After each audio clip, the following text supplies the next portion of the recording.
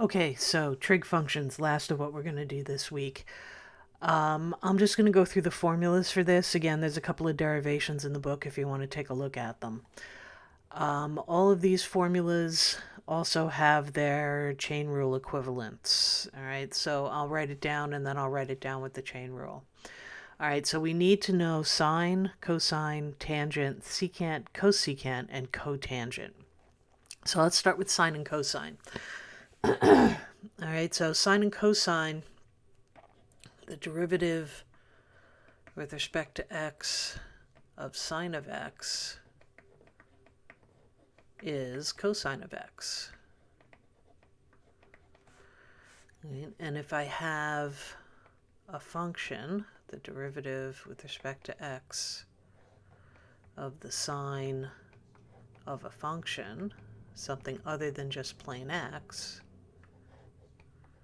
we're going to have f prime of x times cosine f of x. Right. And the derivative with respect to x of cosine of x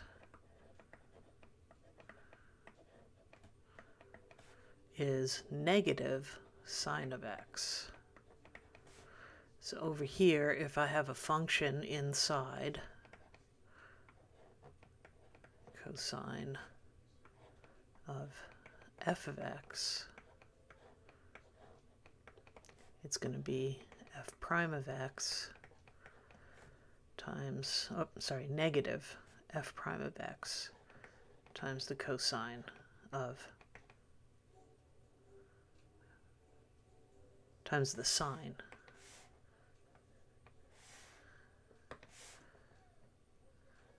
Times the sine of f of x. All right, so the difference between the one on the left and the one on the right is just whether you just have plain x or whether you have something in there that's not just plain x. All right, we're going to go through some sample problems. In fact, I could just scroll back and forth. I've got those two. So I think my first two problems are just sine and cosine. So let's take a look at this. All right, so the first one, f of x over here, is a product. Oop, that is not what I wanted to do. First one over here is a product, so there's the product.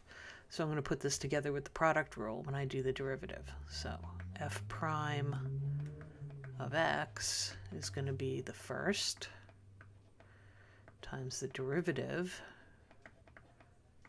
of the second plus the second times the derivative of the first. All right, so I have x squared times the derivative of sine of x, and the derivative of sine of x is cosine of x. And then plus sine of x times the derivative of x squared, which is 2x. All right, so I would just clean this up. There's really nothing more to do to it than just clean it up. Oh. Try that again. Cosine of x plus 2x sine of x.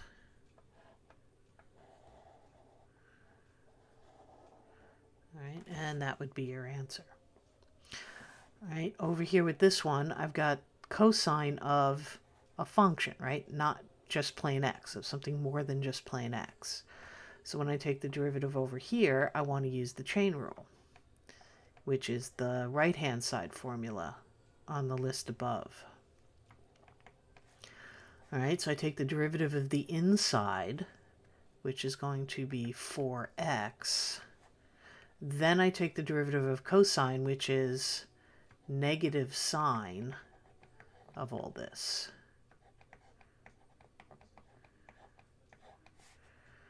All right, so I end up with negative 4x sine 2x minus 1. 2x squared minus 1, sorry. All right, and that is the answer to that one. All right, so this is, again, just a bunch of new formulas to learn. So let's go back up to the formulas here, and let's take a look at the other trig functions. All right, so the derivative with respect to x of tangent of x is secant squared of x. And then over here, for the chain rule, if I have tangent of a function, that is going to be f prime of x times secant squared of f of x. All right, do I have, and I think I have a problem written for tangent, but let me write the other three down, okay? So if you remember from trigonometry, and hopefully you remember from trigonometry, if you don't, please go back and review the relationship between the other three trig functions and these, right? So secant, the derivative with respect to x of secant of x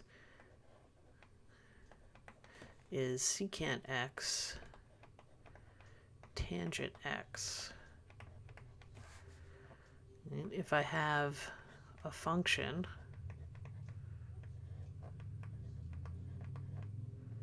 secant of f of x,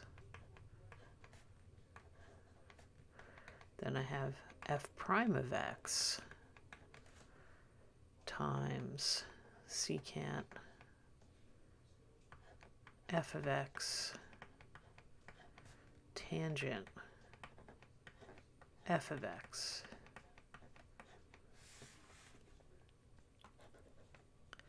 Derivative cosecant is negative cosecant x cotangent x. And over here, if I have cosecant of a function, then I have f prime of x. And this is negative again. I'll explain all the negatives in a minute. Cosecant f of x cotangent f of x. Okay. And then the last one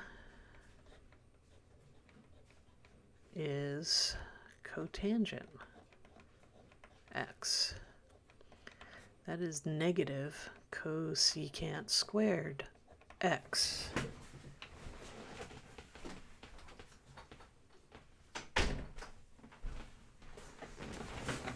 Okay, and if I have a chain rule, d dx is going to be cotangent of f of x. If I have that, then that is going to be negative f prime of x. What did I just say? Cosecant squared of x. All right, cosecant squared of f of x. Cosecant squared of f of x. Okay. All right, so notice something. The co-functions. Cosine,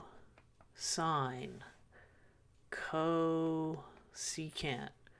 cotangent are all negative. All right.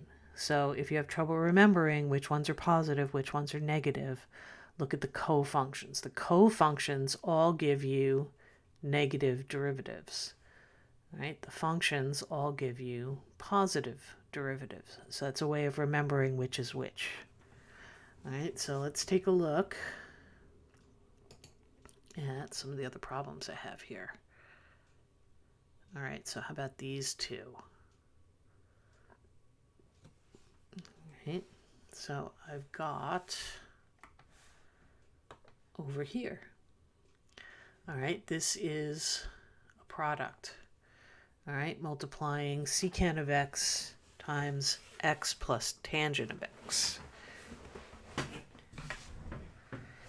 All right, so I want to put this together when I do the derivative, and I'm changing up the notation a little bit. That's okay. All right, so I want the derivative here. We'll say y prime as the product rule. So again, I'm going to do the first secant x times the derivative of x plus tangent x plus the second x plus tangent x times the derivative of secant x.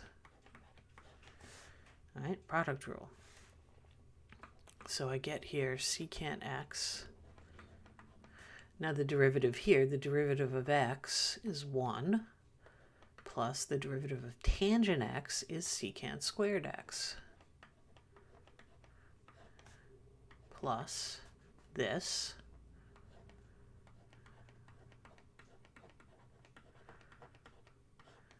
times the derivative of secant x. The derivative of secant x is secant x tangent x. All right, now in terms of simplifying this, this one is kind of mixing up algebraic functions and trig functions. So what you would do with this really would depend on what you needed to do with this. Since all we're doing is taking the derivative, I'm going to say stop there. All right, and we're just going to call that the answer. Okay. All right, so let's look at this second one that I have here. This is the square root of tangent of x squared. So let's take a look at this as a power function, right? I want to get rid of the notation as always. Tangent of x squared to the 1/2. All right, so when I take the derivative of this, again, I have to ask myself that question, and that is, what kind of function is this? Well, this is something in here being raised to a power, so that means I really have a big power function. So that means 1/2 times what's inside to the negative 1/2 times the derivative of what's inside. And I suppose I should keep that in parentheses. All right, so I've got 1/2 tangent x squared to the negative 1/2 times, now I take the derivative tangent of x squared, so I have something in here that's not just x. So that means I have to take the derivative of x squared, 2x, times the derivative of tangent. And the derivative of tangent is secant tangent. All right, so it's secant x squared tangent x squared. All right, so I mean, there's a little bit I can do to clean this up. I'm basically done with the calculus here, so I could drop this term into the denominator. And the 2's, right? I've got a 2 here and I've got a 2 here. So that'll leave me on top with x secant x squared tangent x squared over, when I drop that down, that becomes to the positive 1/2, which is the square root of tangent of x squared. And honestly, I would stop there. I don't think you really need to go any further if all you're being asked to do is find the derivative. Okay. All right, I have at least one more problem here. Let me just see. Yeah, I do have one more problem here. All right, just because we haven't done any absolute max, absolute min problems, and I'm sure you're all a little bit rusty on trigonometry, I'll see if I can link to a trig review video. I think I've got a couple on my YouTube channel that I'll link to in the extra content section on Blackboard. Anyway, all right, so I have a function here. I want to find the absolute maximum and absolute minimum of the function y equals sine squared of x on the interval from pi over 4 to 5 pi over 4. All right, so first of all, to find the absolute max or absolute min, that means I have to find the critical values. So to find the critical values, I have to find the first derivative. All right, so I'm going to start with my function the way it's written. And I have to realize something here. This notation is notation. All right, what this really means is I have sine of x squared, which I think for a lot of you who took pre-calc last semester, the book that they use writes their trig functions this way when they're squaring them, not this way. So this will probably look more familiar. This is the form that we need to take the derivative. All right, so I start with the derivative y prime. This is now a power function. So power down times what's inside to the power minus 1 times the derivative of what's inside, right? So times the derivative of the sine of x, which is cosine of x. So what I have here is 2 sine of x cosine of x. All right. Now I'm going to leave it like that. Some of you may recognize that as a trig identity. I actually want it in this form. All right, that is the identity for sine of 2x. All right, so I need to now find my critical values. So that means I need to find where this 2 sine of x cosine of x is equal to 0. So 2 sine x cosine x equal to 0. All right, so I can divide both sides by 2, so that will get rid of that. So what I'm really interested in is where is the sine of x equal to 0? Where is the cosine of x equal to 0? Now you need to remember all this stuff. All right, so I'm just going to come over here and I'm just going to draw a little axis. Remember, cosine is the x-axis, sine is the y-axis, all right, from your unit circle stuff. So sine is 0 here at 1, and here, I'm sorry, at 0, rather, what am I doing? At 0 and at pi. Okay, so sine is 0, x equals 0, and x equals pi. Cosine is 0 here and here.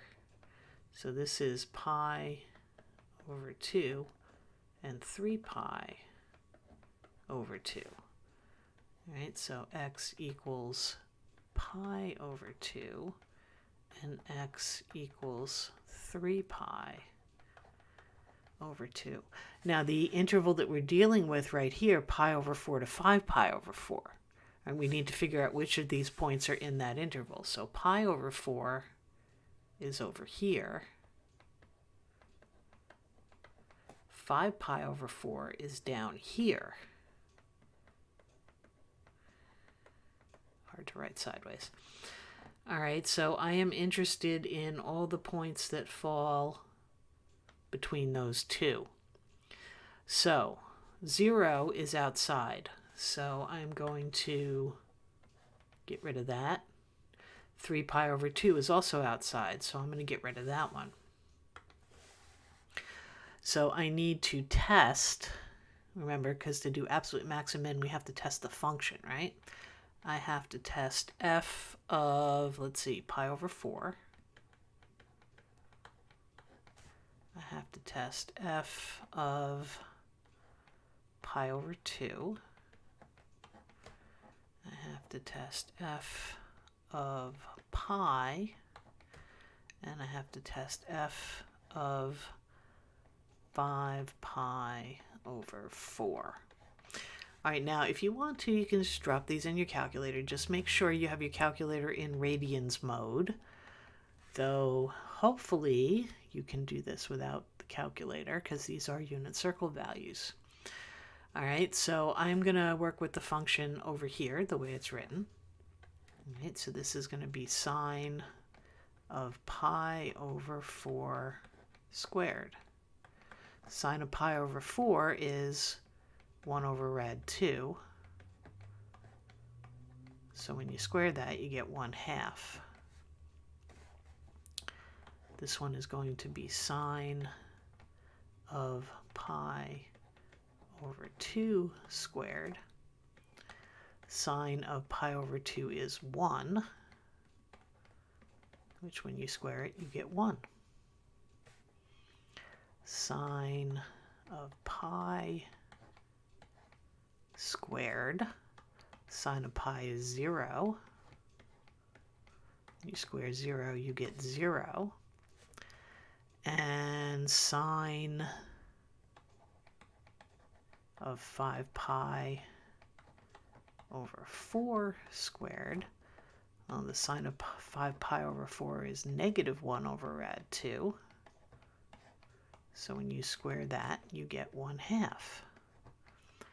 All right, so remember, we're looking for the absolute maximum and the absolute minimum. That is the largest value and the smallest value, which means this is the largest value, that's the max. This is the min, right? So to answer the question now, we have an absolute maximum at, all right, so the maximum occurs at pi over 2 and is equal to 1. And we have an absolute minimum at, let's see, the minimum is here, so that's at pi, that occurs at pi, and its value is 0. All right, there's a lot of formulas this week to learn. All right, so we went over in the first 2 videos the formulas for the exponential function and a logarithm, and then 6 additional formulas in this video for the trig functions. All right, so it's a lot of formulas to remember. I'll put up a link to a little bit of a trig review if I have one on my YouTube channel. And I'll put up a link to a formula sheet that I have for derivatives, because at this point, this is the end of our formulas for derivatives. All right, all the formulas that you need for derivatives we have now done. All right, so that's it. I'll have the homework up and these videos up in a little bit.